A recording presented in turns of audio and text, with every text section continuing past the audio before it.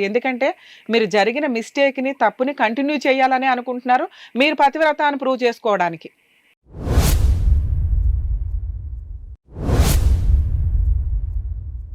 రేపొద్దుట ఆ పుట్టే పిల్లలు అతను పెళ్లి చేసుకోకపోతే తండ్రి లేకుండా పెరగాల్సి వస్తుంది సమాజంలో. అవునా? మీరు ఇప్పుడు కాసేపు సైలెంట్ ఉండండి అమ్మా, నేను చెప్తాను మీ లీగల్ ప్రొసీడింగ్స్ ఎలా ఉంటాయో వినండి. తర్వాత లాస్ట్ లో మాట్లాడతాను మళ్ళీ మీతో, మీరు కాసేపు సైలెంట్ ఉండండి. మోనికా గారు, ఇలాంటి కేసెస్ మనం రెగ్యులర్ గా చూస్తూనే ఉంటామండి ఈ సొసైటీలో. ఎలా అయిపోయిందంటే మేబీ ఫ్రీడమ్ ఎక్కువైపోయింది. ఉన్నంతలో రిలేటివ్సే కదా అని తను మేబీ అతన్ని నమ్ముండొచ్చు బావా అని, కానీ ఫిజికల్ కమిట్మెంట్స్ని ఎవడో కంట్రోల్ చేసుకోవట్లే ఈ మధ్య. దానివల్ల ఎలా అయిపోయిందంటే అతను పెళ్లి చేసుకుంటానన్నాడు, ఈవిడకున్న ఏజ్కి ఈవిడ యాక్సెప్ట్ చేసేసింది, ఫిజికల్గా కమిట్ అయిపోయారు. అదేంటో మరి ఆ 4 సంవత్సరాల్లో ఎప్పుడు ప్రెగ్నెన్సీ రాలేదు, కానీ సడన్గా అతను ఆల్రెడీ 6 months నుంచి ఉన్న ఫొటోస్ అన్ని డిలీట్ చేసి పడేశాడు.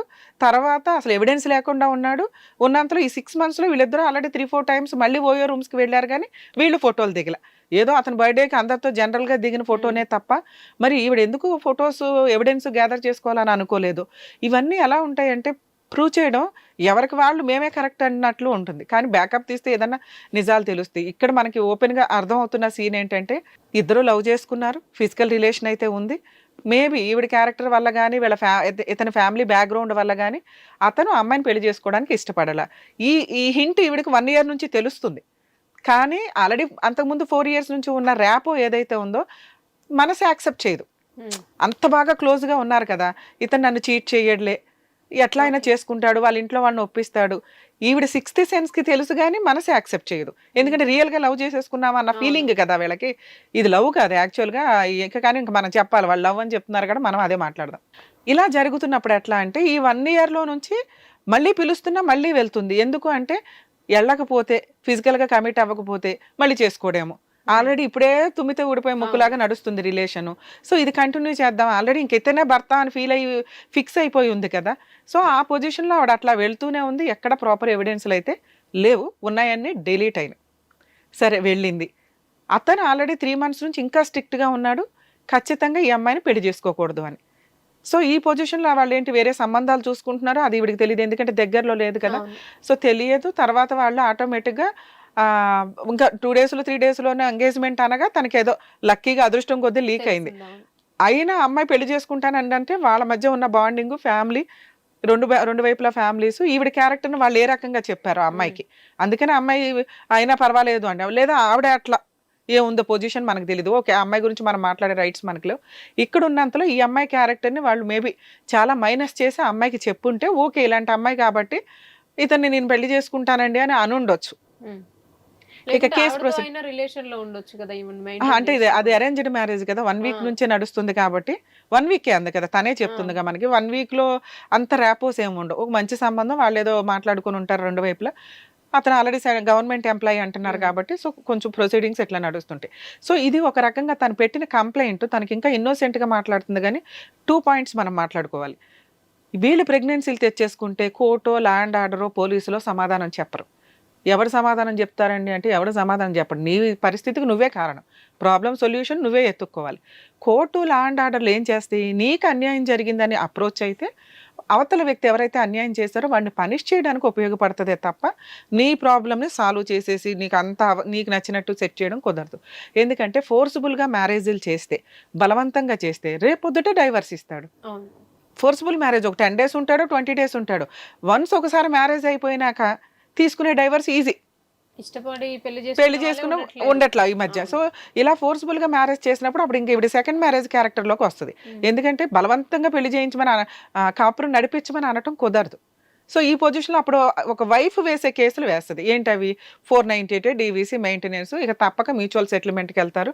ఆ పుట్టే పిల్లలకి తండ్రి అనే పాత్ర ఉండదు. సో కొంచెం లేడీస్ 1కి 100 సార్లు ఆలోచించాలండి. ఫిజికల్గా కమిట్ అయ్యేటప్పుడు ఒక జీవిని ప్రపంచంలోకి తీసుకొస్తున్నప్పుడు వాళ్ళ పరిస్థితి ఏంటి, మనకే అలా జరిగితే ఎంత చండాలంగా ఉంటుంది లైఫ్. వాళ్ళు ప్రపంచంలో ఎలా పెరుగుతారు, క్రూయల్గానే పెరుగుతారు ఒక రకంగా. ఎందుకంటే ఇద్దరు తల్లిదండ్రులు ఇవ్వాల్సిన ప్రేమ వాళ్ళకి అందదు కదా. సో ఇక్కడ ఈవిడ సిచ్యువేషన్కి వచ్చేసరికి ఒకవేళ ఫోర్స్ఫుల్గా మ్యారేజ్ చేసినా అది అతనికే బెనిఫిట్, తినికే లాసు. ఈరోజు తను వేసిన కేసు స్ట్రాంగ్ కేసు, ఒకవేళ ప్రూవ్ చేసుకోగలిగితే అరెస్టులు ఉండే కేసు. ఇక 45 days జైల్లో ఉన్నాడు అంటే ఎందుకంటే ఆ కేసే అంత స్ట్రాంగ్ కేసు. నన్ను మ్యారేజ్ చేసుకుంటాను అని చెప్పి ఫిజికల్గా కమిట్ అయ్యాడండి, ఇన్ని సంవత్సరాలు ఇట్లా యూస్ చేసుకున్నారు, ప్రజెంట్ ప్రెగ్నెంట్ని, అంతగా అయితే డిఎన్ఏ టెస్ట్ చేయించండి నేను ప్రూవ్ చేసుకోగలను అని తను ఛాలెంజ్ చేస్తుంది. వన్స్ ఒకసారి డిఎన్ఏ టెస్ట్లో కనుక అతని పిల్లలే అని ప్రూవ్ అయితే అంతకు ముందు ఉన్న ఎవిడెన్స్లు అంతా కూడా కౌంటింగ్లోకి అవసరంలా, అంటే డిలీట్ అయిపోయినా కూడా తను సేఫ్ సైడ్లో ఉన్నట్టే లెక్క. ఇవాళ కాకపోతే రేపైనా నిజంగా ప్రెగ్నెన్సీ ఉంచుకుంటే కనుక తను డిఎన్ఏ టెస్ట్ ద్వారా ప్రూవ్ అవుతుంది కోర్టులో. ఒకవేళ జడ్జి గారు లేకపోతే ప్రైవేట్ లాయర్ని పెట్టుకోవచ్చు. ఇన్ కేసు లేదు అంటే పీపీ గారు వచ్చిన తర్వాత జడ్జి గారు ఇన్ఛార్జి కోర్టులో కూడా పర్మిషన్ పిటిషన్ వేసుకుంటే డైరెక్షన్స్ ఇస్తారండి. కోర్టు డైరెక్షన్ లేకుండా డిఎన్ఏ టెస్టులు చేయరు, చేసినా అది లీగల్గా వ్యాలిడ్ కాదు. ఒకవేళ నిజంగా తను ప్రూవ్ చేసుకుందే అనుకోండి, వాళ్ళ అత్తగారు అన్నమాట నిజం కాదు. ఎందుకంటే ఈ అమ్మాయికి ఇచ్చి చెయ్యటం వాళ్ళకి ఎట్టి పరిస్థితుల్లో ఇష్టం లేదు. వాళ్ళు 100% ఈ అమ్మాయికి ఇచ్చి చెయ్యరు. దట్టు 45 days జైలుకి వెళ్ళిన వ్యక్తి అసలు చేసుకోడండి. ఎందుకంటే కోర్టులో అన్న ఫైట్ చేస్తాడు కాబట్టి జైలుకి వెళ్ళక ముందుకే చేసుకోవాలి కదా. ఇంకా ఇంత వెళ్ళిపోయినాక ఇంకా అసలు ఎట్టి పరిస్థితుల్లోనే అమ్మాయిని మ్యారేజ్ చేసుకోవడం అనేది జరిగే పని కాదు. సో అంటే అతన్ని పనిష్ చేయడానికి మాత్రమే ఈ కేసు తనకి యూజ్ అవుతుంది. కొన్ని సందర్భాల్లో ఎట్లా అవుతుందంటే మేబీ కొంతకాలం ఫైటింగ్ జరిగిన తర్వాత వాళ్ళకి పనిష్మెంట్లు ఇచ్చి జైలుకి పంపించడం కంటే కాంపెన్సేషన్ ఏదో ఒకటి తీసుకొని, అంటే ఫైన్ రూపంలో వాళ్ళకి ఏదైనా ఫైన్ వేసి అది కాంపెన్సేషన్ కింద తీసుకొని ఎక్స్క్యూజ్ చేసి విత్డ్రా చేసుకోవడం అనేది ఒక ఆప్షన్. కానీ ఈ కేసులు ఏవైతే ఉన్నాయో వీటిని విత్డ్రా చేసుకోవడం కుదరదు. 376 అప్ టు ఐపీసీ ప్రకారం పెట్టుంటారు. ఎందుకంటే మ్యారేజ్ చేసుకుంటానని ప్రామిస్ చేసి తను ఫిజికల్గా యూజ్ చేసుకున్నారు అనేది, అంటే రేప్ కిందకి రాదు కానీ కన్సిడర్ టు రేప్ అన్నట్లు. సో ఈ పొజిషన్ వచ్చినప్పుడు ఇది కొంచెం స్ట్రాంగ్ కేసు కింద లెక్క. దీనికి విత్డ్రాలు, క్లోజ్ చేసుకోవడాలు, సెటిల్మెంట్లు, ఫుల్ అండ్ ఫైనల్ సెటిల్మెంట్లు ఉండవు. ఒకవేళ వీళ్ళకి అవుట్ ఆఫ్ కోర్టు సెటిల్మెంట్ అయితే కోర్టులో దీన్ని హాస్టల్ విట్నెస్ అంటారు. అంటే తన కేసును తను విత్డ్రా చేసుకుంటూ, ఇది కూడా వన్ ఆఫ్ ద సెటిల్మెంట్ కింద లెక్క. కోర్టుకి ఈ డైలాగ్ చెప్తారు పీపీ గారు, ఇది హాస్టల్ విట్నెస్ అండి అని. కోర్టుకు అర్థమవుతుంది వీళ్ళు అవుట్ ఆఫ్ కోర్టు సెటిల్ చేసుకున్నారు, సో విత్ కేసులో ఉన్న ఎలిగేషన్స్ని విత్డ్రా చేసుకుంటుంది ఈ అమ్మాయి అని చెప్పి. సో ఇలా చేసుకున్నప్పుడు ఎట్లా ఉంటుందంటే కేసు ఆటోమేటిక్గా హీరింగ్స్ అన్నీ నడుస్తే ప్రాపర్గానే ఒక 2 years నడవాల్సిన కేసు గట్టిగా 2 monthsలోనే క్లోజ్ అయిపోద్ది. మేబీ ఈ కేసు అలా వెళ్ళటానికి ఎక్కువ అవకాశం ఉంది. సో ఇప్పుడు తిని చేయాల్సిన పని ఏంటంటే వాళ్ళు నా క్యారెక్టర్ని తగ్గించి చెప్తున్నారండి అని తను ఫీల్ అవుతుంది. అవతల వ్యక్తి ఎలా టమ్కేసుకుంటారు అనేది మనం ఆపలేం, దానికి సంబంధించి మనం ప్రూవ్ చేయలేం. వాళ్ళు చెప్పుకునే వాళ్ళు చెప్పుకుంటారు, తిని చెప్పుకునేది తిని చెప్పుకుంటుంది. అవతల వాళ్ళు నా క్యారెక్టర్ని తగ్గించి మాట్లాడుతున్నారండి అంటే ఎక్కడ అది ప్రూవ్ చేయడం కుదరదు, వాళ్ళని ఆపడం కుదరదు. కాబట్టి దాని గురించి ఆలోచించడం దండగా. ఎందుకంటే ఒకళ్ళు కంప్లైంట్ ఇచ్చేసినాక అబ్బా అమ్మాయి మంచిదండి అని ఎవరు అనరు. వాళ్ళ బాధలో వాళ్ళు ఏవో చెప్పుకుంటూ ఉంటారు. వాళ్ళ కోపం, వాళ్ళ కుళ్ళు, వాళ్ళ ఈర్ష్య, వాళ్ళు చెప్పుకోవాల్సిన నానా రకాలు వాళ్ళు చెప్తారు. అలా అని ఈవిడ క్యారెక్టర్ తక్కువ అని కాదు, తనేంటి అనేది తనకి తెలిస్తే చాలు. ఊళ్ళో వాళ్ళందరికీ వెళ్ళి సమాధానం చెప్పుకోవాలంటే ఆల్రెడీ మిస్టేక్ జరిగిపోయింది, వెళ్ళి చెప్పుకున్నా ఎవడ బిలీవ్ చేయడు కూడా. సో వాళ్ళందరూ నేను కరెక్ట్ అని నమ్మాలండి, వీళ్ళు ఒక శాసనంలో రాసి ఇవ్వాలండి అన్నా కూడా యూజ్ లేని టాపిక్ అది. ఇక మరి పిల్లల సంగతి ఏంటి, ఉంచుకోవాలా లేదా అంటే ఆల్రెడీ 5th monthకి వచ్చేసింది. సో 5th monthకి వచ్చిన పిల్లల పరిస్థితి ఏంటి అనేది తను వాళ్ళ ఫ్యామిలీ మెంబర్స్ 1-4 సార్లు ఆలోచించుకుంటే బెటరు. ఎందుకంటే డిఎన్ఏ టెస్ట్ చేసి ఆయన్ని పనిష్ చేద్దాం అన్న ఉద్దేశంతో ఒక జీవిని ప్రపంచంలోకి తీసుకొచ్చి ఎలా కంటిన్యూ అవ్వాలి. ఎందుకంటే ఏం జరిగినా ఇదైతే మ్యారేజ్ జరగదు. జరగని మ్యారేజ్కి పిల్లలకి తండ్రి ఎవరని రాయడం కుదరదు. అతనే తండ్రి అని ఈవిడ రాసుకున్నా ఈవిడ ఇష్టం తప్ప లీగాలిటీ అంతగా కన్సిడర్ అవ్వదు. ఒకవేళ కన్సిడర్ అయినా ఇల్లిజిటిమేట్ చైల్డ్ కింద వాళ్ళని పెంచుకొని తండ్రి పేరు పెట్టుకోవడానికి అవకాశం ఉంటుంది, మెయింటెనెన్స్ క్లెయిమ్ చేయడానికి అవకాశం ఉంది. అసలు ఈ కేసు గెలుస్తుందా గెలవదా? ఇటువంటి కేసులండి చాలా వరకు డౌటే గెలవటం. ఎందుకు అంటే రేపు వేరు, మ్యారేజ్ చేసుకుంటాను అని చెప్పి ఫిజికల్ కమిట్మెంట్ వేరు. తను మేజరే, అతను మేజరే. సో పెళ్లి చేసుకుంటాను అని చెప్పి ఫిజికల్ కమిట్లోకి అతను ఇన్వైట్ చేస్తుంటే, లేదా అక్కడ దాకా తీసుకెళ్ళిన తర్వాత అన్న నీ మీద చెయ్యేసినప్పుడు నీకు తెలుస్తుందిగా ఎందుకు చెయ్యేస్తున్నాడు అని.